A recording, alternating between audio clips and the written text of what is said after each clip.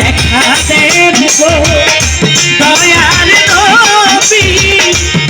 একবার আসিয়া। দেখা দেন গো দয়ার নবী একবার আসিয়া, এই মর্মস্পর্শী আরতি ভরা গানের সুরে মাজার প্রাঙ্গণের বাতাস ভারী হয়ে ওঠে। প্রিয় নবীজির দিদার লাভের তীব্র আকাঙ্ক্ষা ও ভক্তদের চোখের জলে এক অভূতপূর্ব দৃশ্যের অবতারণা হয়। চাঁদপুরের মতলব উত্তর উপজেলার বেলতলিতে আধ্যাত্মিক সাধক হজরত সুলেমান ন্যান্টা রাদিয়াল্লাহ তাআলা আনহু-এর বার্ষিক মৃত্যুবার্ষিকী উপলক্ষে আয়োজিত ওরুস মুবারক অত্যন্ত ভাবগাম্ভীর্য, প্রেম ও আধ্যাত্মিক আবহে সুসম্পন্ন হয়েছে।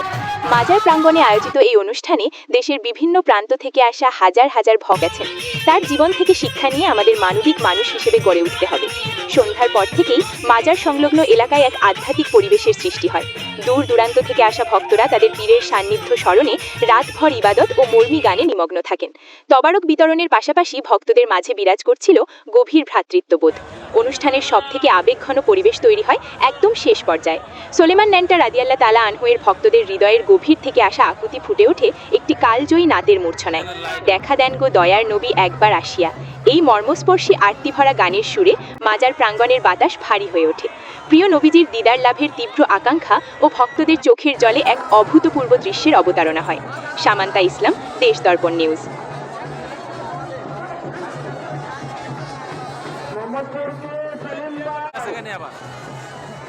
কামাল ভাই